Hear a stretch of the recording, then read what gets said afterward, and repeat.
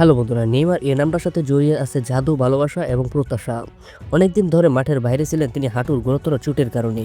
অনেকে ভেবেছিল হয়তো আগের মতো মাঠে ফিরতে পারবে না নেইমার, কিন্তু নেইমার সব সমালোচনার জবাব দিলেন নিজের মাঠে নিজের ক্লাবের জার্সি পরেই। গতকালকে সান্তোসের হয়ে খেলতে নেমেছিল নেইমার। প্রতিপক্ষ ছিলেন জুভেন্তুদে নামের দল। এই ম্যাচটা সান্তোসের জন্য ছিল খুবই গুরুত্বপূর্ণ, কারণ দলটা ছিল অবমানের ঝুঁকিতে।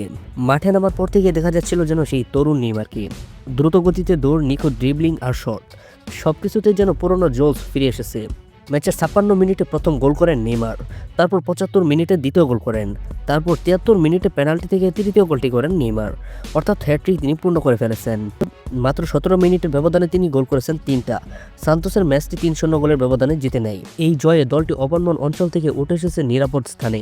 সবথেকে আশ্চর্য বিষয় হলো নেইমার এখনো পুরোপুরি চোটমুক্ত নন।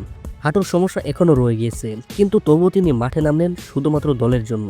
ম্যাচ শেষে কোচ এবং সতীর্থরা বলেন নেইমারের এই মানসিকতা দলকে নতুন করে বাঁচিয়ে তুলেছে। চোট থেকে ফিরেই এমন পারফরমেন্স সত্যি অবিশ্বাস্য।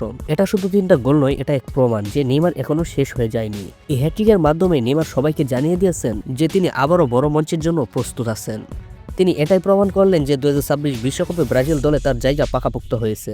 ফুটবল প্রেমীরা বলেছেন এই ম্যাচে নেইমারের খেলা ছিল অনুপ্রেরণার মতো। তিনি যেন নিজের পুরনো ছন্দে ফিরে আসেন। সামনে এখন নেইমারের বড় চ্যালেঞ্জ, সান্তোসকে লিগে টিকিয়ে রাখা এবং ব্রাজিলের হয়ে বিশ্বকাপে দেশকে গৌরবে এনে দেওয়া।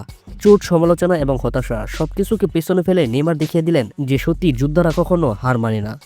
এই ম্যাচের পর শুধু সান্তোস নয়, পুরো ব্রাজিল যেন আবার নতুন করে স্বপ্ন দেখতে শুরু করছে, কারণ তাদের প্রিয় তারকা নেইমার যেন আবার জ্বলে উঠছে যেন নতুন আশার প্রতীক হয়ে। তো বন্ধুরা, এই ছিল আমাদের আজকের ভিডিও। আপনারা কি মনে করেন নেইমার কি 2026 বিশ্বকাপ খেলতে পারবে কিনা জানিয়ে দিন কমেন্ট বক্সে। তো আজকের মতো এই পর্যন্তই। আপনারা আমাদের চ্যানেলটি সাবস্ক্রাইব করে দিন এবং ভিডিওতে একটি লাইক করে দিন। তো সবাই ভালো থাকেন, সুস্থ থাকেন, আল্লাহ হাফিজ।